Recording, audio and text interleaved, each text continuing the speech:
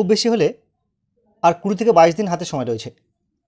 আশা করছি তোমাদের পরীক্ষার প্রস্তুতি শেষ পর্বে। তো তোমরা পরীক্ষার জন্য যে প্রশ্নগুলি অলরেডি তৈরি করে নিয়েছো, আমি চাইবো সেই লিস্টে যেন এই প্রশ্নগুলি অবশ্যই করে থাকে।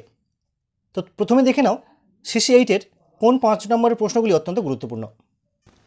দেখো সিসি 8-এর 5 নম্বরের প্রশ্ন, ইংল্যান্ডে কেন প্রথম শিল্প বিপ্লব হয়েছিল?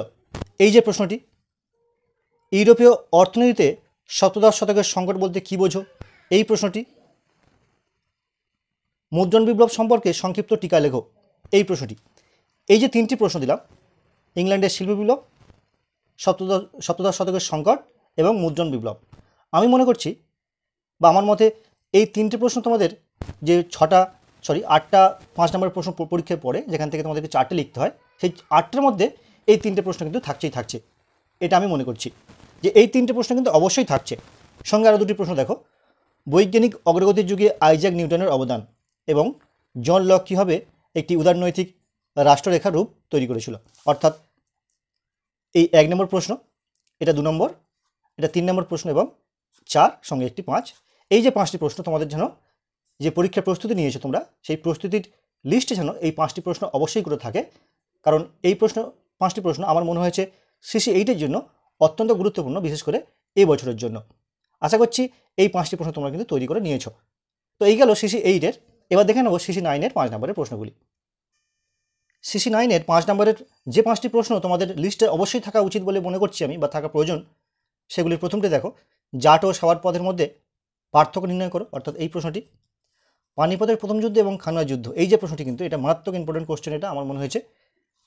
3 নম্বর প্রশ্ন দেখো, কবুলিয়ত পাঠটা।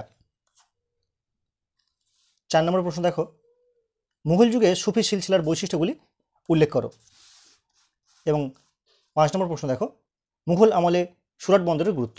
তোমরা অনেকেই জানো যে এই যে প্রশ্নগুলি তোমরা দিচ্ছি, এই প্রশ্নের কিন্তু প্রতিটা প্রশ্নের উত্তর বা নোটস অলরেডি কিন্তু আমি আপলোড করে দিয়েছি অনেক দিন আগে। অনেকেই দেখেছো, অনেকেই সেগুলো দেখে থেকে লিখেছো।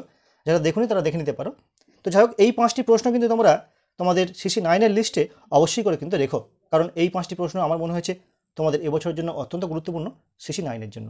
এই প্রসঙ্গে বলি, তোমাদের এই 3টে পেপারের কিন্তু 10 নম্বরের যে গুরুত্বপূর্ণ প্রশ্নগুলি, সেগুলো আমি গতকাল আপলোড করে দিয়েছি। তোমরা সেগুলি দেখে নিতে পারো, যার লিঙ্ক দেওয়া রয়েছে ডেসক্রিপশন বক্সে। তো এই গেল সিসি 9। এবার দেখে নেব সিসি 10-এর গুরুত্বপূর্ণ 5 নম্বরের প্রশ্নগুলি।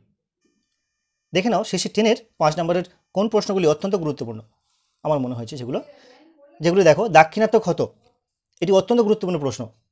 2 নম্বর প্রশ্ন দেখো, মুঘল যুগের প্রযুক্তির উপর সংক্ষিপ্ত টিকা লেখো। এই যে প্রশ্নটি, আমি মনে করছি এই প্রশ্নটি তোমাদের পরীক্ষায় পড়ে বসে আছে, 100% আসার সম্ভাবনা এই প্রশ্নটি আমার মনে হয়েছে। আর একটি প্রশ্ন দেখো, নকশবন্দি সুফি ধারা সম্পর্কে একটি টিকা লেখো। এটিও কিন্তু 100% ধারণা, পড়ার সম্ভাবনা এবছর। আর একটি প্রশ্ন হচ্ছে মুঘল মারাঠা চুক্তি প্রধান শর্তগুলি। এটিও। এই 3টি প্রশ্ন দিলাম দেখো, মুঘল যুগের প্রযুক্তি, নকশবন্দি সুফি ধারা এবং মুঘল মারাঠা চুক্তি। এই 3টে প্রশ্ন কিন্তু অবশ্যই করো, বা তোমাদের লিস্টে অবশ্যই রেখো। সঙ্গে আরও 2টি প্রশ্ন অবশ্যই রাখা উচিত। সে দুটি হলো দেখো, নিজাম উল মুলক প্রথম আসফ জাহ কীভাবে হায়দ্রাবাদ রাজ্যকে সংহত করেছিল। এবং আরেকটি প্রশ্ন, এই মুঘল যুগে সৎনামী কৃষক বিদ্রোহ, এটিও পারলে দেখো। যাই হোক, এই যে 5টি প্রশ্ন তোমাদের দিলাম, 1, 2, 3, 4 এবং এই 5, এই 5টি প্রশ্ন কিন্তু তোমাদের লিস্টে যেন অবশ্যই উপরের দিকে থাকে। এই প্রশ্ন কিন্তু তোমাদের এবছরের জন্য কিন্তু অত্যন্ত গুরুত্বপূর্ণ। তো এই প্রশ্নগুলোর উত্তর কিন্তু অলরেডি আপলোড করা রয়েছে নোটস আকারে। তো যাই হোক, এই ছিল মোটামুটি আজকের ভিডিওর বিষয়বস্তু। তোমাদেরকে একটা কথা বলি, তোমরা ভালো করে রেজাল্ট করো, তোমাদের ভালো রেজাল্ট, ভালো ফল, সেটাই আমার চরম পাওয়া।